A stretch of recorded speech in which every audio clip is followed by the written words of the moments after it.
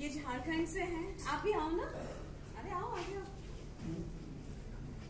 झारखंड से हैं। लास्ट 19 को मैं पानीपत जा रही थी, किसी कैंगन के सिलसिले में जा रही थी, और कुदरती ऐसा हुआ कि उसी ट्रेन में ये मुझे मिले। मालवा में हम जा रहे थे और ये मान के चलिए 11 बज चुके थे, सोने की तैयारी थी।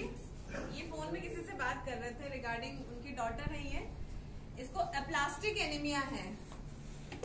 ये एक ऐसी बीमारी है जिसका भी इलाज बस ट्रांसप्लांट, बोन मैरो का ट्रांसप्लांट होता है।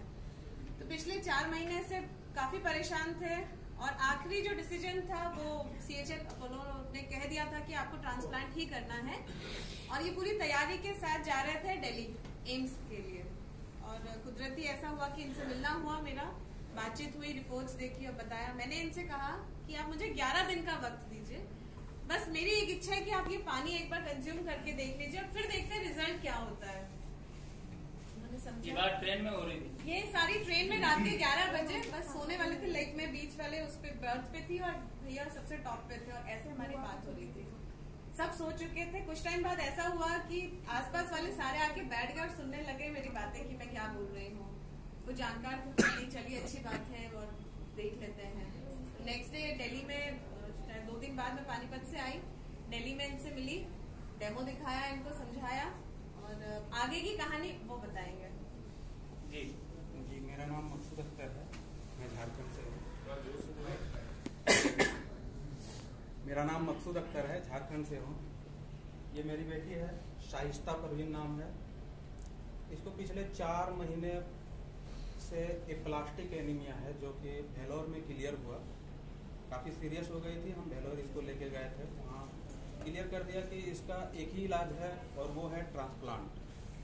तो हम वहाँ से एक मित्र के कहने पे कोलकाता आ गए, जहाँ पे होम्योपैथिक से मुझे बताया गया था कि ट्रीटमेंट होता है।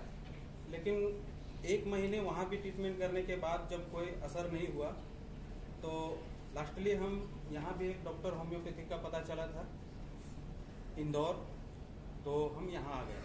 यहाँ आने के बाद हमने वहाँ भी ट्रीटमेंट करवाया। उस टाइम इसका प्लेटलेट्स 24,000 था, जब हम यहाँ लेके आए थे उस टाइम चेक करवाया तो 24,000 था।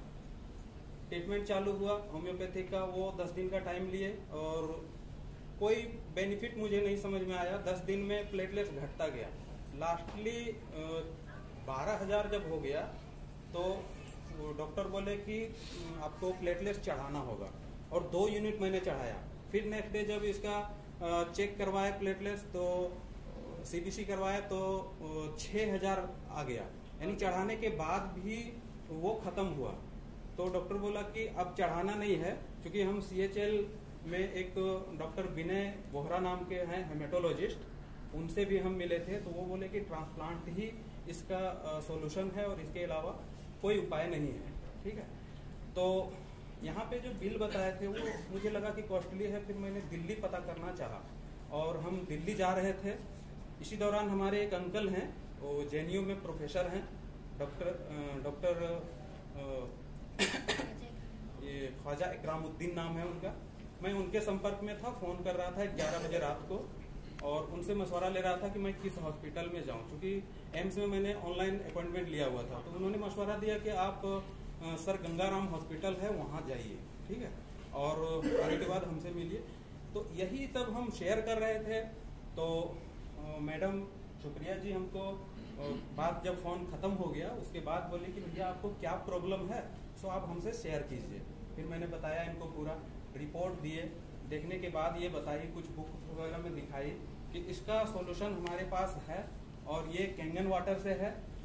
वाटर थेरेपी आपको हम सिर्फ 10 से 11 दिन का टाइम लेंगे। आपने इतना समय बिताया है, तो मुझे 10 और 11 दिन अगर दे सकते हैं तो हम इसका सॉल्यूशन आपका निकाल देंगे, बगैर ट्रांसप्लांट का ये ठीक हो सकती है।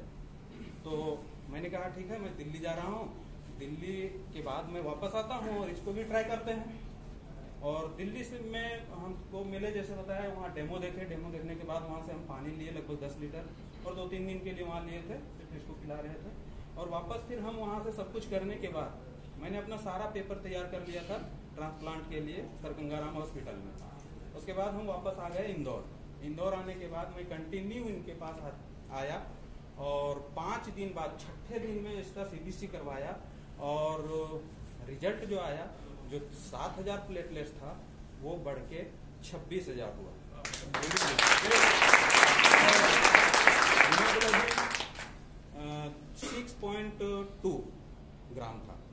उसके बाद ठीक 29 तारीख को ये रिपोर्ट मैंने लिया था। उसके बाद 1 तारीख को दोबारा फिर हम सीबीसी करवाए तो 6.2 जो हीमोग्लोबिन था वो बढ़ के 6.50 हुआ, यानी हीमोग्लोबिन पूरे 4 महीने बाद पहली बार बढ़ा। अभी तो बस डिक्रीज हो रहा था 4 महीने पहले जब इनको ये बात तो पता जितने बार हमने उसको पहली चेक किया हर बार वो नीचे जा रहा था। मैं पूरे 4 महीने में इसको 8 यूनिट ब्लड दे चुका था और 8 यूनिट प्लेटलेट्स चढ़ा चुका था। अब मुझे जिस हिसाब से लग रहा है कि अब चढ़ाने का नौबत नहीं आएगा, धीरे धीरे इंक्रीज कर रहा है। ये क्या महसूस कर रही है पानी पीने के अच्छा महसूस कर रही हूँ। पहले से ज्यादा ताकत आई है मुझमें। पहले मैं थोड़ा सा भी ढंग से चल नहीं पाती थी, अभी लगभग 1 किलोमीटर बिना थके चल सकती हूँ। बाथरूम तक जाने में इसको काफी प्रॉब्लम हो रहा है। यानी जब मैं वेलोर गया था तो मेरे पास इतना कम टाइम बचा था, मुझे लग रहा था कि अगर हम बाय ट्रेन जाएंगे तो शायद बहुत कुछ हो चुके होंगे। तो मैं बाय एयर वहाँ पहुँचा था और तुरंत जाके एडमिट किया था। और मैं कुर्बानी जो हम लोग का ईद उल अजहा होता है जिसमें नमाज पढ़ा जाता है, हॉस्पिटल में बिताया था। इस साल मैं नमाज भी नहीं पढ़ पाया था, इस हालत में था। तो वहाँ जाने के बाद क्लियर हुआ कि इसको एप्लास्टिक एनीमिया है और पूरा कहानी ये सब। ये बच्चे की मम्मी क्या महसूस कर रही है? बताओ। अच्छा महसूस कर रही हूँ। मदीना